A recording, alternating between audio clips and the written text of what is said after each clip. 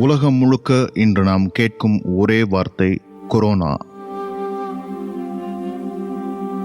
கைகளை கழுவுங்கள், தனித்திருங்கள் என பலவித அறிவுரைகள்.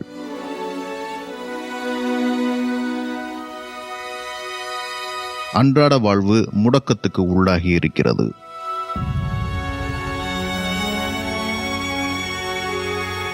உயிர் பலி அதிகரித்துக் கொண்டே இருக்கிறது.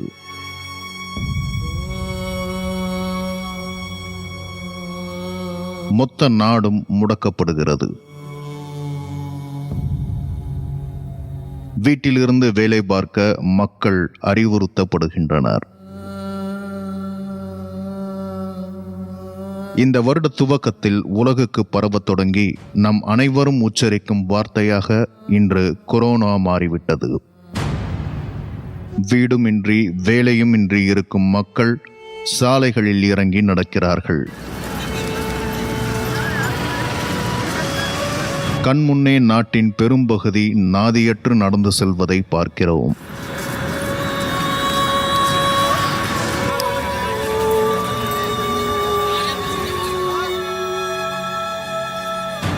மக்களின் வாழ்க்கைகள் பாதிப்படைந்த சூழலில் மக்களுக்கான அரசுகளாக பதவியேறியவை செய்யும் காரியங்களை உலகமே பார்த்து கொண்டிருக்கிறது. பல நாடுகளின் அரசுகள் தங்கள் நாட்டில் கொரோனா தொற்று குறைவாக இருப்பதாக குறைந்த பரிசோதனைகளை மட்டும் செய்து சாதித்துக் கொண்டிருக்கிறது. மனித பரிணாமத்தின் முக்கியமானதொரு கட்டத்தில் இருக்கிறோம். போர், வறுமை, ஒடுக்குமுறை, சுரண்டல், கொலை, வன்புணர்வு என அச்சுறுத்தும் விஷயங்கள் பலவற்றை கண்டும் காணாமல் வாழ்க்கைகளை தொடர்ந்தோம்.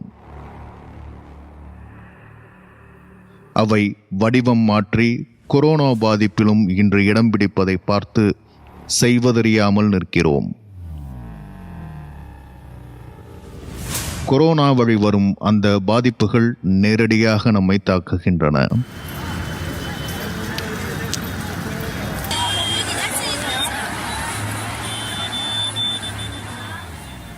மரபணுவை மட்டும் கொண்டுள்ள கொரோனா வைரசுக்கு குறிப்பிட்ட நாட்டின் அடையாளம் கொடுக்கப்படுகிறது. கொரோனா வைரஸின் மதம் என்னவென சொல்லப்படுகிறது.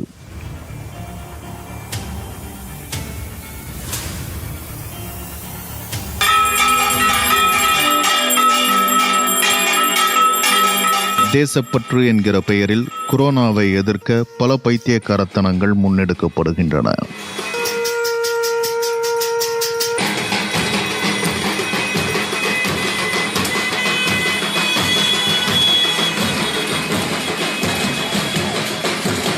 எவற்றையெல்லாம் புறக்கணித்தோமோ அவையே நம்மை காக்க வருகிறது.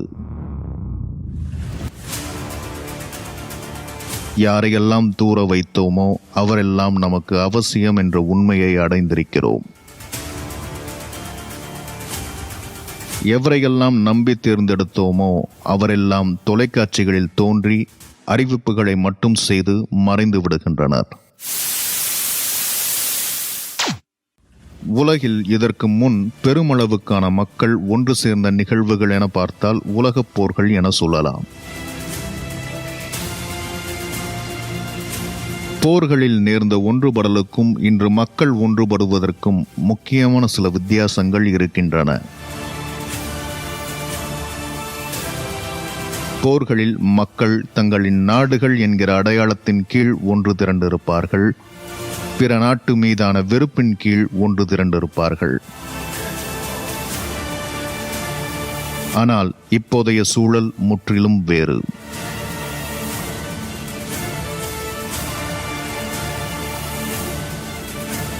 முதலாக மக்கள் உயிர் அச்சத்தாலும் பிறர் மீதான அக்கறையினாலும் ஒன்றிணைந்திருக்கிறார்கள்.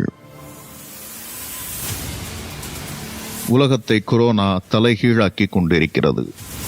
கொரோனா பாதிப்பு உலகுக்கு அறிமுகமானதிலிருந்து மக்களுக்குள் கட்டமைக்கப்பட்டிருந்த நம்பிக்கைகள் பல அடித்தளம் காணாது சரிந்து கொண்டிருக்கின்றன.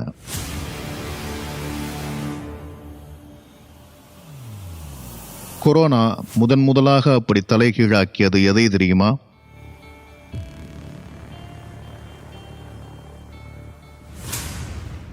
சீன நாட்டை பற்றி நாம் கொண்டிருந்த பிம்பத்தை.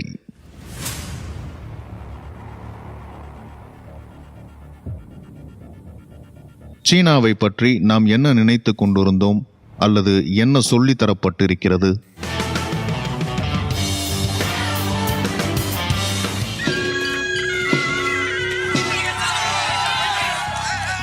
சீனா ஒரு சர்வாதிகார நாடு, மக்களை கடுமையாக கொடுமைப்படுத்துபவர்கள்,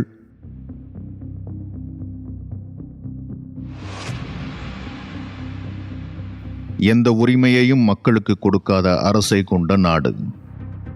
சீனாவை பற்றி நாம் கொண்டிருக்கும் எண்ணங்களுக்கு அடிப்படையாக சில நம்பிக்கைகள் உண்டு. சீனா அமெரிக்காவுக்கு எதிரி. அமெரிக்கா போற்றும் சுதந்திர வாழ்க்கைக்கும் ஜனநாயகத்துக்கும் சீனா எதிரி. ஐரோப்பியர்கள் அளவுக்கு அறிவு இல்லாத மடையர்கள் சீனர்கள் என்ற நம்பிக்கைகள். இந்த கருத்துகளில் இருந்துதான் எளிய மக்களுக்கான நம்பிக்கைகள் பல உருவாக்கப்பட்டு இருக்கின்றன. சப்பை மூக்கு கொண்டவர்கள், குட்டை மனிதர்கள், கண்டதையும் கொன்று சாப்பிடும் அருவருப்பான உணவு வழக்கம் கொண்டவர்கள் என்ற நம்பிக்கைகள். இந்த 3 வித கருத்துகளும் சமூகத்தின் 3 நிலைகளில் இருந்து வருகின்றன. முதல் நிலை அரசியல் நிலை, 2ஆம் நிலை மத்தியதர வர்க்க நிலை, 3ஆம் நிலை எளிய மக்களின் நிலை. 3 நிலைகளிலுமே சீனாவை பற்றி மோசமான நம்பிக்கைகள் உருவாக்கப்பட்டதற்கு அடிப்படை காரணம் ஒன்று இருக்கிறது. சீனா ஒரு கம்யூனிச நாடு.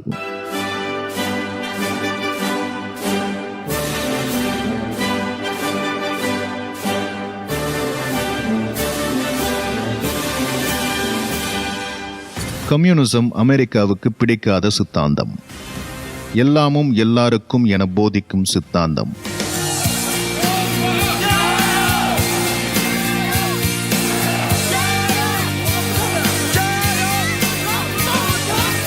அவனவனுக்கு கிடைத்ததை அடித்து பிடுங்கி வாழ் என்பது அமெரிக்காவின் சித்தாந்தம்.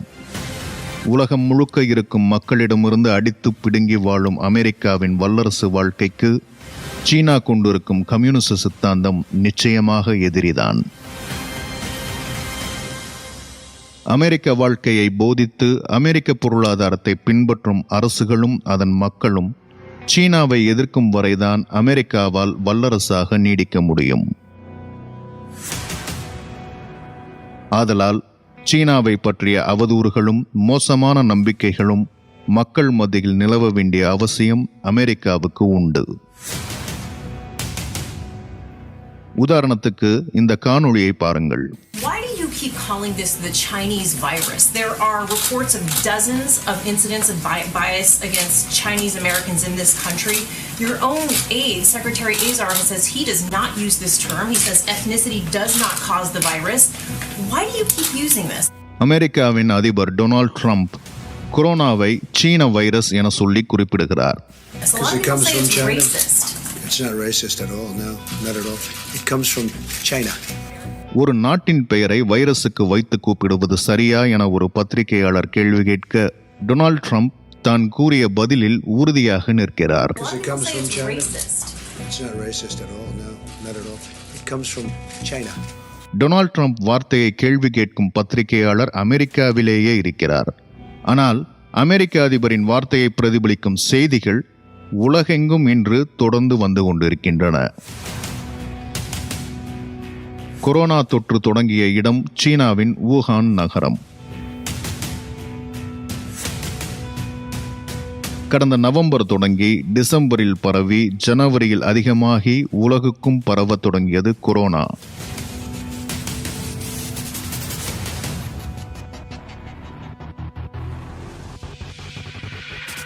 ஜனவரி மாதத்திலேயே கொரோனா பற்றிய முழுமையான ஆராய்ச்சியை நடத்தி வைரஸின் மரபணுவை கண்டுபிடித்தது சீனா.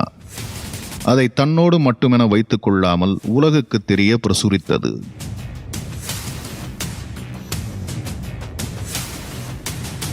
எந்த நாடும் கொரோனாவின் மரபணுவை ஆராய்ந்து தன் நாட்டின் சூழலுக்கு ஏற்ப அவற்றின் தன்மைகளை முன்யூகித்து மருத்துவ தயாரிப்புகளை செய்து கொள்ள உதவக்கூடிய முன்னெடுப்பு அது.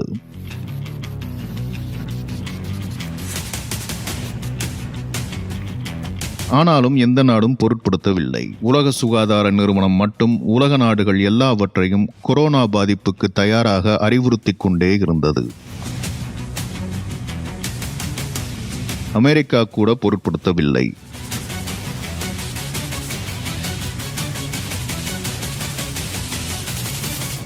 அமெரிக்காவின் ட்ரம்ப் இந்தியாவுக்கு வந்து புது ஒப்பந்தங்கள் போடும் மும்முரத்தில் இருந்தார்.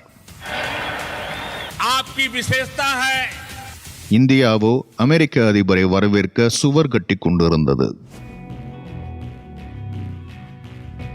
குடியுரிமை சட்டத்தை அமல்படுத்துவதற்கான வேலைகளையும் செய்து கொண்டிருந்தது. இந்தியா, அமெரிக்கா, இத்தாலி, ஜெர்மனி என உலக நாடுகள் பெரும்பான்மையானவை பெரும் அலட்சியத்தில் இருந்தன.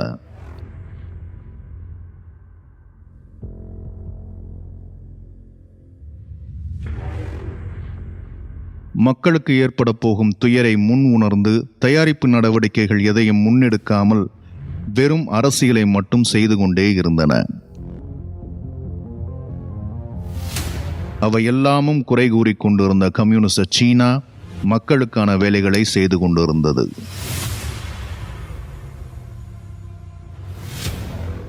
கொரோனா பாதிப்பால் நோய் தொற்று சீனாவில் அதிகமாகிக் கொண்டிருந்தது.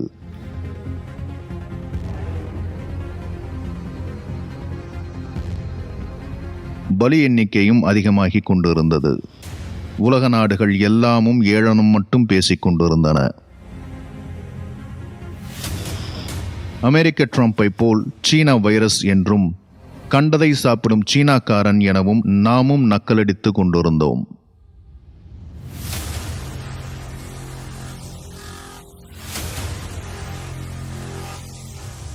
கம்யூனிச சீன அரசோ நாம் கண்ட அரசுகள் எதையும் காட்டிலும் கற்பனை கெட்டாத வேகத்துடனும் அக்கறையுடனும் தயாரிப்புடனும் மக்கள் நலனுக்கென துணை நின்று கொண்டிருந்தது.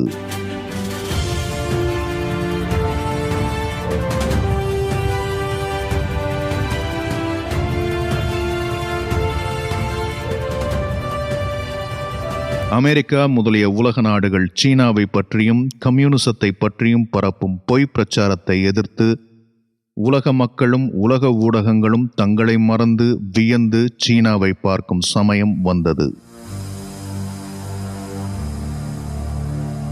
ஜனவரி 23, 2020 சீனாவின் வூகான் நகரத்தில் நோய் தொற்று அதிகமாகி பலி எண்ணிக்கையும் அதிகமாகியிருந்த சமயம்.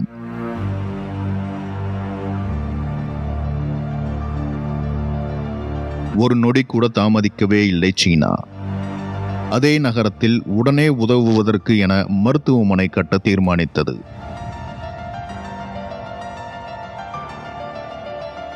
பத்தே நாட்கள், வெறும் 10 நாட்கள்தான் 1000 படுக்கைகள் வசதி கொண்ட மருத்துவமனையை கட்டி எழுப்பியது. இந்த காணொளியில் நீங்கள் பார்த்து கொண்டிருப்பது அந்த மருத்துவமனையின் கட்டுமானத்தை தான்.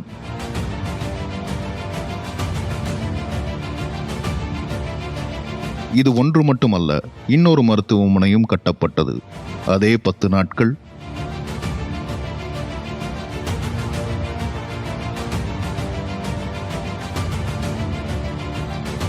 ஆயிரத்து 600 படுக்கைகள் கொண்ட மருத்துவமனை கட்டி முடிக்கப்பட்டது. மருத்துவமனைகள் கட்டும் வேலைகளை மக்களே பார்வையிட்டனர். எந்த ஒளிவு மறைவும் இருக்கவில்லை.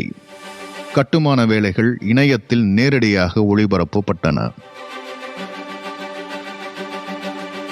மக்கள் பற்றுக்கொண்ட கம்யூனிசத்தால் வெறும் 10 நாட்களில் முளைத்தெழுந்த பெரும் கனவை எல்லாருமே பார்த்தனர். எல்லாருமே என்றால் வெறும் சீன மக்கள் மட்டுமல்ல, உலக மக்கள் அனைவரும். சீனாவை பற்றி உலக நாடுகளும் ஊடகங்களும் பரப்பிய பொய் பிரச்சாரம் சில நாட்களிலேயே தூள் தூளானது. மறுபக்கத்தில் இன்னொரு விஷயமும் நடந்து கொண்டிருந்தது. உலகின் வல்லரசு நாடாக தம்பட்டம் அடித்துக் கொண்டிருக்கும் நாடு அமெரிக்கா. அந்த நாடு முன்னிறுத்தும் தத்துவம் முதலாளித்துவம். மக்களை பற்றியும் நிறுவனங்களில் வேலை பார்க்கும் தொழிலாளர்களை பற்றியும் அரசுக்கு எந்த கவலையுமே கிடையாது. அமெரிக்காவில் இருக்கும் முதலாளிகள், நிறுவனங்கள் மற்றும் பணக்காரர்களை பற்றி கவலைப்பட மட்டுமே அரசு என செயல்படும் நாடு.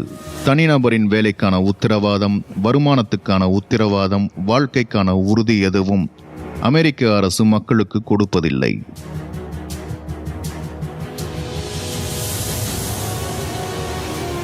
முதலாளிகளின் பணத்துக்கும் நிறுவனங்களின் முதலீடுக்கும் மட்டுமே உறுதிகளை அளிக்கும். நிறுவனங்களுக்கும் முதலாளிகளுக்கும் உழைத்து கொட்ட வேண்டும் என்பதால் போனால் போகிறது என மக்களுக்கு சில சலுகைகள் மட்டும் அங்கே உண்டு.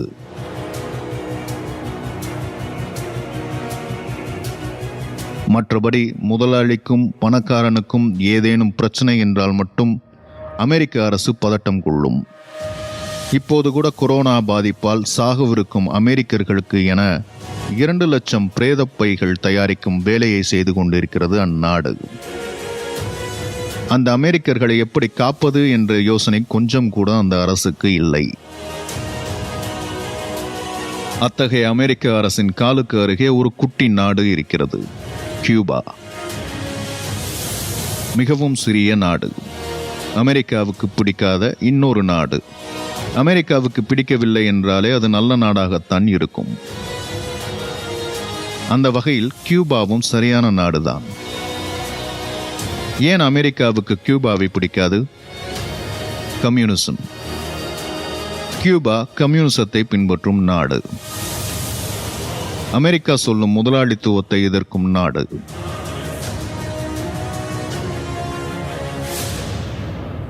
முதலாளித்துவத்தை எதிர்க்கும் கம்யூனிச நாட்டில் என்ன மாதிரியான வாழ்க்கை இருக்கிறது என தெரியுமா? உதாரணமாக ஒன்று.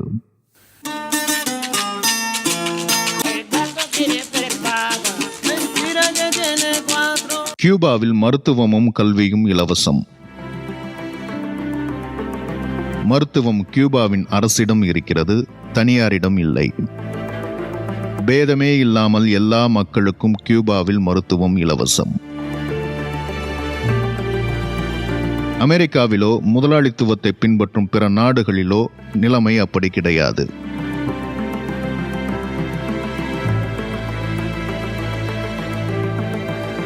மருத்துவம் என்றாலே பெரும் செலவு என்கிற சூழல்தான் முதலாளித்துவ நாடுகள் அனைத்திலும்.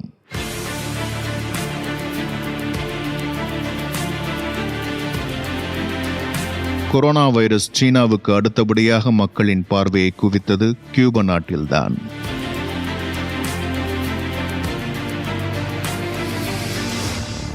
கொரோனா சீனா தொடங்கி உலக நாடுகளுக்கு பரவ ஆரம்பித்ததும் கியூபா தன் நாட்டின் மருத்துவர்களை உலக நாடுகள் அனைத்துக்கும் அனுப்பியது.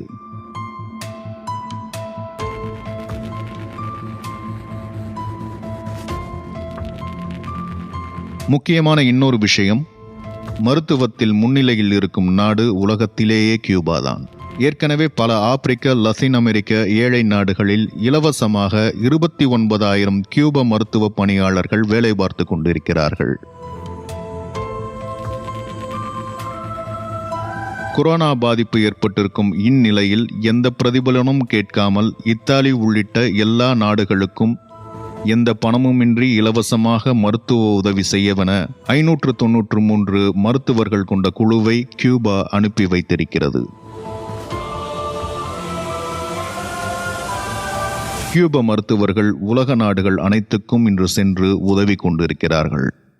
சீனாவும் கியூபாவும் கொரோனாவை எதிர்த்து வென்று கொண்டிருக்கும் விதத்தை நேரடியாக இன்று மக்கள் கண்டு கொண்டிருக்கிறார்கள்.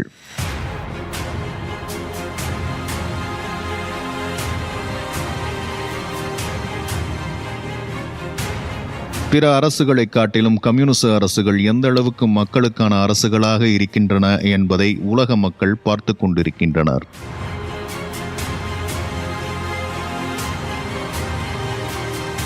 முதலாளித்துவத்தை காட்டிலும் கம்யூனிச சித்தாந்தமே மக்களுக்கானது என்பதை கொரோனா வைரஸ் உலகத்துக்கு காட்டிக் கொண்டிருக்கிறது. ஆனால் எல்லாமுமே சில நாட்கள் வரைதான். அமெரிக்காவாலும் அமெரிக்காவை சார்ந்த நாடுகளின் ஊடகங்களாலும் கம்யூனிசமும் சீனாவும் மக்களால் கொண்டாடப்படுவதை காண முடியவில்லை.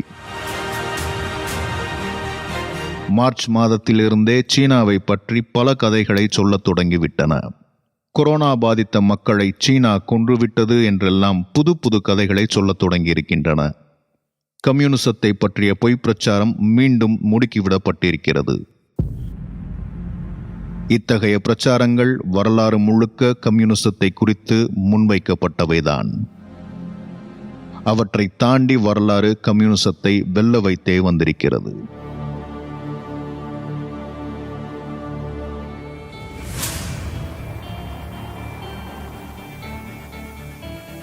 சில நாட்களுக்கு முன் வரை கூட பார்த்திருக்கலாம்.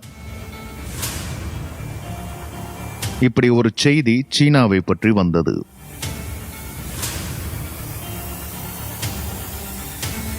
சீனாவில் உள்ள செல்போன் நிறுவனங்களில் மொத்தமாக 2 கோடி செல்போன் வாடிக்கையாளர்கள் கடந்த 3 மாதங்களில் சேவையை தொடரவில்லை. அதாவது ரீசார்ஜ் செய்யவில்லை. ஆகவே அவர்களுக்கு என்னவானது என யாருக்கும் தெரியவில்லை. இதை பற்றிய பல விவாதங்கள் ஆர்வமாக சமூக தளங்களில் முன்னெடுக்கப்பட்டன. அமெரிக்க ஊடகங்கள் நிறைய கதைகளுடன் செய்திகளை வெளியிட்டன. நம்மூர் ஊடகங்கள் மேலும் மசாலா தூவி அச்செய்திகளை படுசுவாரஸ்ய திரைக்கதைகளுடன் வெளியிட்டன. மொத்த செய்திகளின் அடிப்படையும் ஒன்றாக இருந்தது.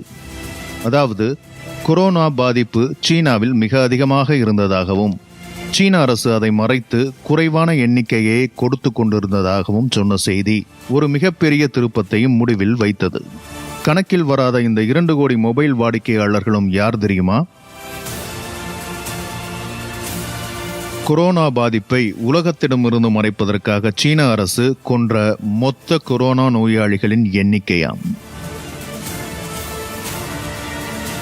எப்படி கதை?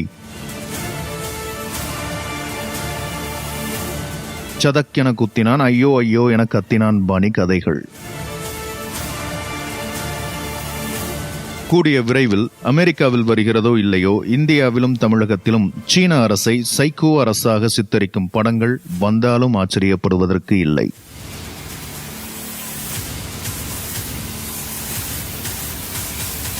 உண்மையில் 2 கோடி மக்கள் என்னதான் ஆனார்கள் சீனாவில்?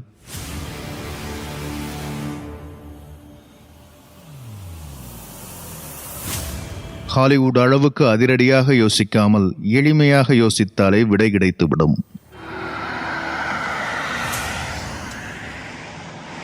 லாக்டவுன் அறிவிக்கப்பட்ட காலத்தில் வீட்டில் இருந்து பணிபுரியும் காரணத்தாலும் இடம்பெயர்ந்து வேலை பார்க்கும் தொழிலாளர்களுக்கு இடம்பெயர வேண்டிய காரணம் இல்லாததாலும் மொபைல் சேவையை தொடரவில்லை. அவ்வளவுதான். சைனா மொபைல் லிமிடெட் நிறுவனமே காரணமாக இதைத்தான் சொல்லியிருக்கிறது.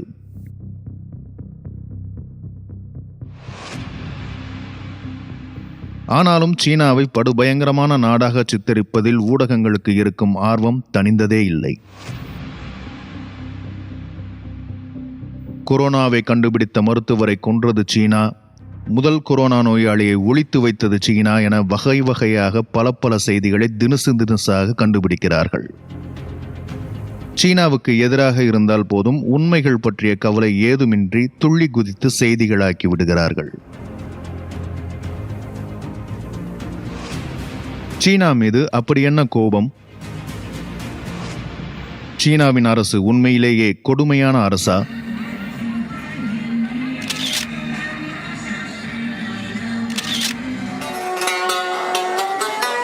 இரண்டு கேள்விகளுக்குமான பதிலை நேரடியாக கூறிவிட முடியும். எனினும் நடந்த விஷயங்களை தெரிந்து கொண்டால் பதில் ஆழமாக மனதில் பதியும். இவரின் பெயர் பியூஷ் சர்மா. இந்தியாவைச் சேர்ந்தவர். சீனாவில் வேலை பார்ப்பவர். மருத்துவர். கொரோனா பாதிப்பு சீனாவை தாக்கிய போது மருத்துவமனையில் இருந்தார். வசந்தகால விடுமுறைக்கு இந்தியா செல்ல தயாராகி கொண்டிருந்த ஜனவரி மாத இறுதியில் இவர் இருந்த பகுதியில் கொரோனா தொற்று பரவ ஆரம்பித்திருக்கிறது.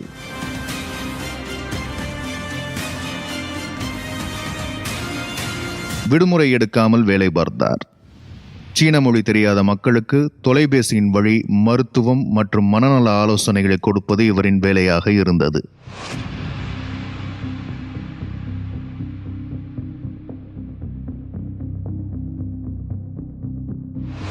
நமக்கெல்லாம் கொரோனா என்றால் என்னவென தெரியும். கொரோனா என்பது ஆபத்தான வைரஸ் என்கிற அளவுக்கு நாம் தெரிந்து வைத்திருக்கிறோம். கொரோனாவின் பாதிப்பு எந்த அளவில் இருக்கும் என்பது உலக அளவில் தெரிந்த பிறகும் நமக்கு வாய்த்த அரசுகள் கைதட்டவும் விளக்கேற்றவும் சொல்லிக் கொண்டிருக்கும் சூழலில்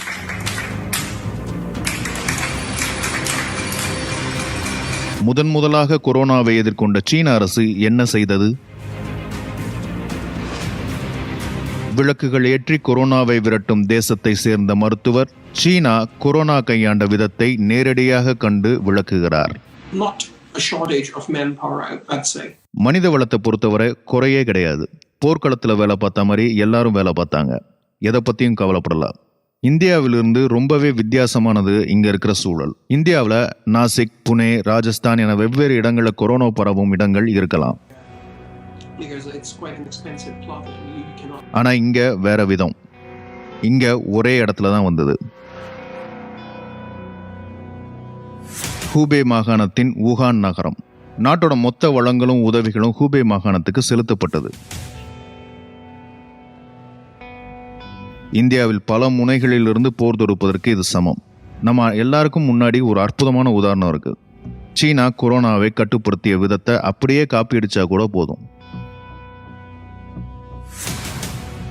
ஜனவரி 22ஆம் தேதியிலிருந்து நிலைமை படுமோசமாச்சு.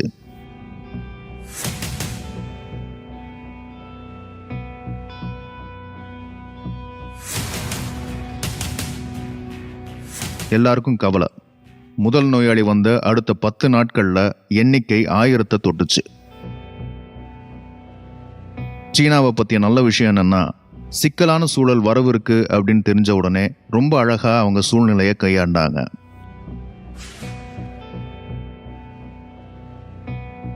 மொத்த நகரத்தையும் ஊரடங்குக்குள்ள கொண்டு வந்தாங்க. மக்கள் வெளியே வர்றதை தடுக்கிறதுக்கு நல்ல சமூக குழுக்கள் அவங்க கிட்ட இருந்தது.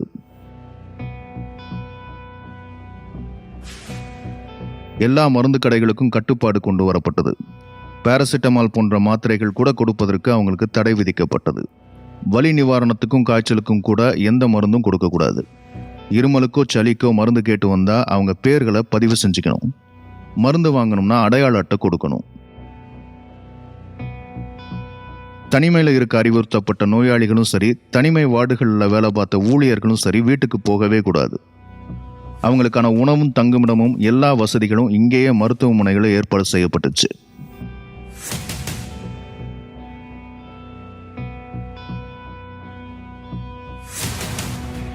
இங்க அறைகளை சுத்தம் செய்யறவரை தொடங்கி வாசல் காப்பவர் வரைக்கும் எல்லாருமே மருத்துவமனையில தான் தங்கணும்.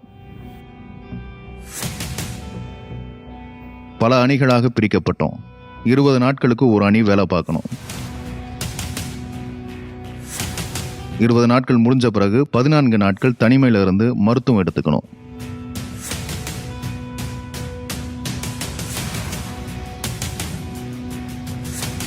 டிசம்பர் இறுதியிலேயே கொரோனா வைரஸை சீனா கண்டுபிடித்து விட்டது. உலகத்துக்கும் வைரஸால் பாதிப்பு ஏற்படும் என்பதால் உலக சுகாதார நிறுவனத்துக்கும் உடனே தகவலை தெரிவித்தது.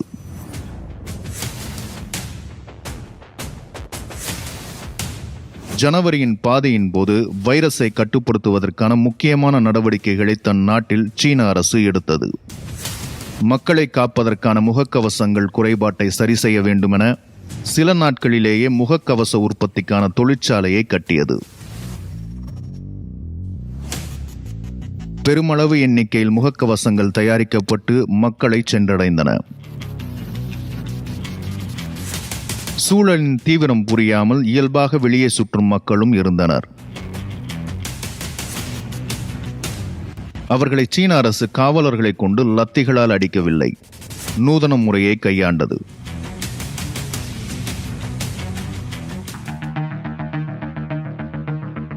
ட்ரோன் எனப்படும் பறக்கும் இயந்திரத்தை கொண்டு மக்கள் நடமாட்டத்தை கண்காணித்து முகக்கவசங்கள் அணியாதவர்களை அணியும்படி அறிவித்தது.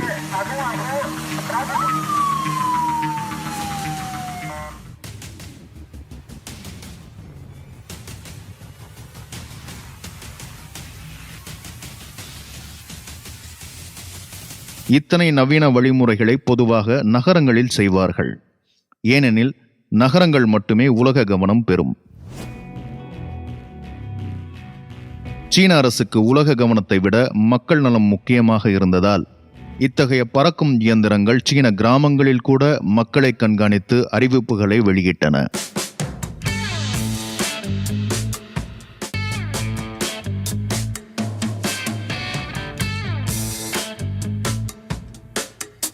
别笑了，赶紧骑你的3轮车回家，对吧？没事别往出跑，你看口罩也不戴，你还看啥？赶紧走。தொற்று அதிகமாக பரவியது. பலி எண்ணிக்கை பன்மடங்காகிக் கொண்டு இருந்தது. ஜனவரி 23ஆம் தேதி சீன அரசு ஊரடங்கு உத்தரவிட்டது. வுகான் நகரத்திலிருந்து வெளியேறவும் நகரத்துக்குள் வரவும் தடை விதிக்கப்பட்டது.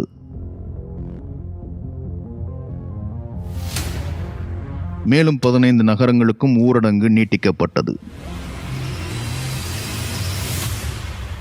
நாட்டின் பாதிக்கும் மேற்பட்ட மக்கள் தொகை வீடுகளுக்குள் முடங்கியது. உணவுக்கு வழி ஏற்படுத்தாமல் ஊரடங்கு அறிவித்த பிறகு உணவு தேடி வரும் மக்களை ரோட்டில் விட்டு அடிப்பது போலல்ல சீன அரசின் அறிவிப்பு. மக்களுக்கு தேவையான உணவுக்கான வழிமுறைகளை செய்த பிறகே ஊரடங்கு அறிவிப்பு வெளியானது. உணவுகளுக்கான போக்குவரத்தை வடிவமைத்து வைத்திருந்தது சீன அரசு. காவல்துறையெல்லாம் இல்லாமல் சமூக குழுக்களை சீன அரசு ஒருங்கிணைத்தது. மக்களுக்கான உணவுகளை வீடுகளுக்கே கொண்டு சேர்க்கும் வழிமுறைகளை மேற்கொண்டது. மேலும் வீட்டிலிருந்து மக்கள் விரும்பும் உணவை ஆர்டர் செய்து பெறும் வாய்ப்பையும் அனுமதித்தது. வெவ்வேறு வாகனங்களிலும் தன்னார்வலர்களின் உதவியையும் கொண்டு மக்களுக்கான உணவை வீடு கொண்டு சேர்த்தது சீன அரசு. பிற நோய்களுக்கான மருந்துகளும் சீன மக்களின் வீடு தேடி அடைந்தன.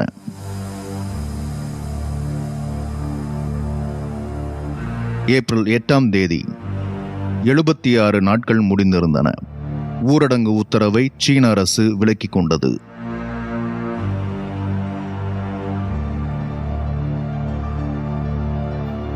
ஊரடங்கு முடியும் போதும் மக்களுக்கான நம்பிக்கையை கொண்டாடும் வகையில் நகரம் முழுக்க உற்சாகம் தரும் அலங்காரத்துடனும் கொண்டாட்டத்துடனும் ஊரடங்கை முடித்தது சீன அரசு.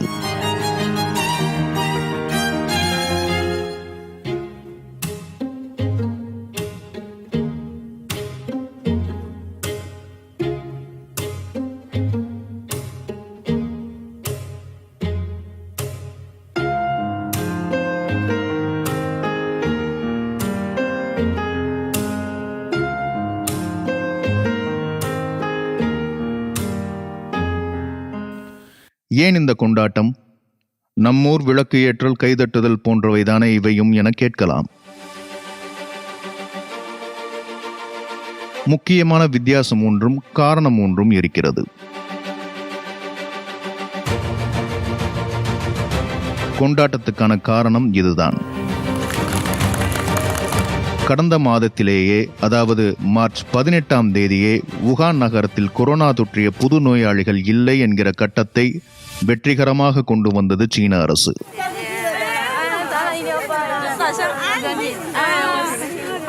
அதாவது ஊரடங்கு அறிவிக்கப்பட்ட 2 மாதங்களுக்குள்.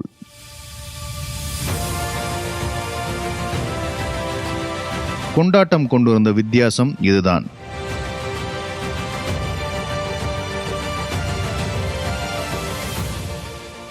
கொரோனா பாதிப்பிலிருந்து மக்களை காப்பாற்றவென மக்களுக்கு தேவையான அனைத்து விஷயங்களையும் செய்ததோடு மட்டுமல்லாமல் மக்களை முதல் வரிசையில் நின்று காப்பாற்றும் மருத்துவர்களுக்கான எல்லா வசதிகளையும் செய்து கொடுத்து எல்லா தேவைகளையும் பூர்த்தி செய்து கொரோனா பேரிடரை சீன அரசு அப்புறப்படுத்தியது.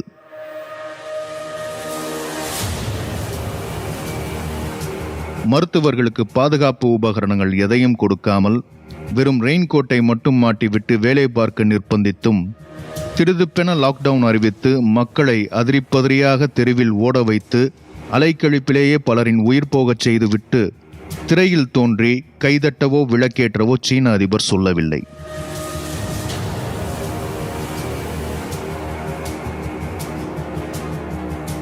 2 மாதங்களிலேயே புது நோயாளிகள் இல்லை என்ற நிலையை எட்டியும் பொறுமையாக இருந்து 2 வாரங்கள் மக்களின் ஆரோக்கியத்தை உறுதிப்படுத்திய பிறகே சீன அரசு ஊரடங்கை விலக்கியிருந்தது.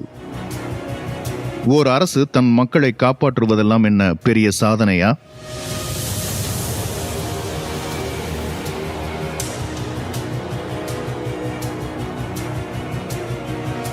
பல நாடுகளின் அரசுகள் தங்கள் மக்களை சாக கொடுத்து கொண்டிருக்கும் சூழலில் தன் மக்களை அரசு காப்பாற்றுவது நிச்சயமாக சாதனைதான் என்கிற சூழலிலேயே நாம் இருக்கிறோம். அது மட்டுமல்லாமல் சீனாவை பிரமிப்பதற்கான காரணங்கள் இன்னும் பல இருக்கின்றன.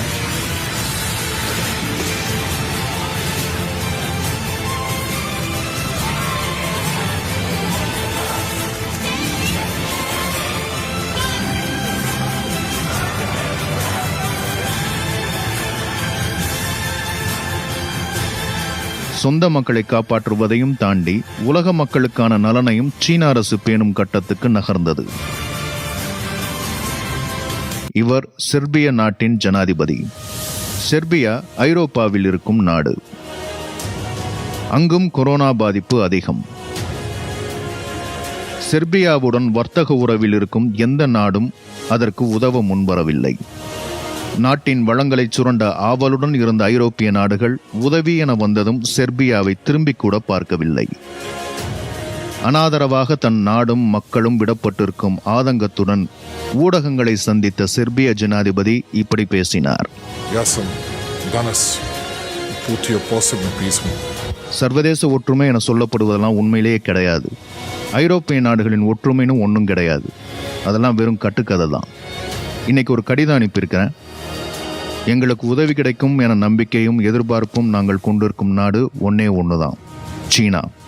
நாங்கள் சீனாவிடம் எல்லாவற்றையும் கேட்டிருக்கிறோம். மருத்துவர்களை கூட கேட்டிருக்கோம். அவ்வளவுதான். சீனாவிலிருந்து உதவிகளோடு விமானங்கள் செர்பியாவுக்கு வந்து இறங்கின.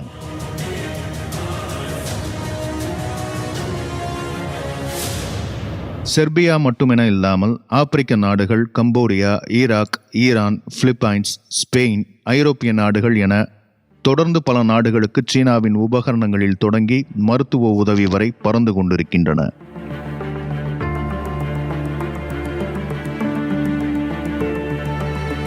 எல்லாவற்றையும் தாண்டி சீன வைரஸ் என பெயர் சூட்டி மகிழ்ந்தாரே அமெரிக்க அதிபர் ட்ரம்ப்.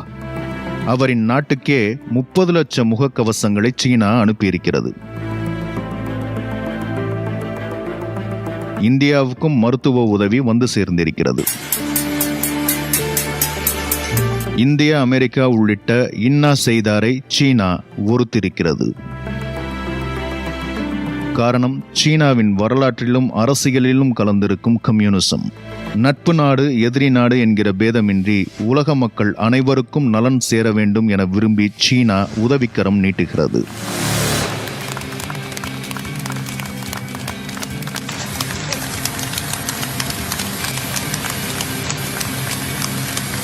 மனித உழைப்பில் விளையும் எல்லாமும் எல்லாருக்கும் என்பதே கம்யூனிச சித்தாந்தம்.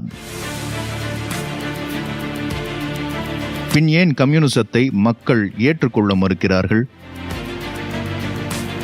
கம்யூனிசத்தை ஏற்க மறுப்பது மக்கள் அல்ல, மக்களை ஏமாற்றி சுரண்டிக் கொண்டிருக்கும் அரசுகளின் பொய்களும் கட்டுக்கதைகளும் தான். கொரோனா வைரஸ் உலக மக்களை இன்று தட்டி எழுப்பிக் கொண்டிருக்கிறது.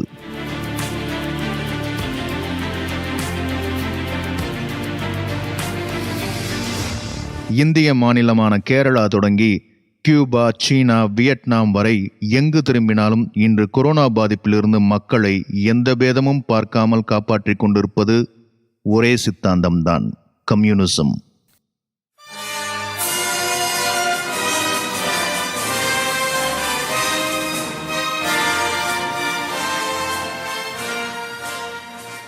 சீன நாட்டிலிருந்து இத்தாலிக்கு அனுப்பப்பட்ட மருத்துவ உதவிகளில் இப்படி ஒரு வாசகம் ஒட்டப்பட்டு இருந்தது. நாம் ஒரே கடலின் அலைகள், ஒரே மரத்தின் இலைகள், ஒரே தோட்டத்தின் மலர்கள். எத்தனை சத்தியமான வார்த்தைகள்! உலகை ஒரே கடலாக, ஒரே மரமாக, ஒரே தோட்டமாக கொண்டால் நாம் அனைவருமே ஒருவருக்கொருவர் உறவு.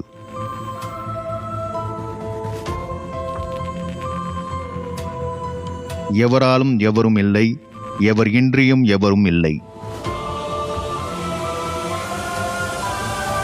இன்றைய உலகம் மக்களின் விருப்பத்துக்கு ஏற்ப இடதை நோக்கி திரும்பிக் கொண்டிருக்கிறது.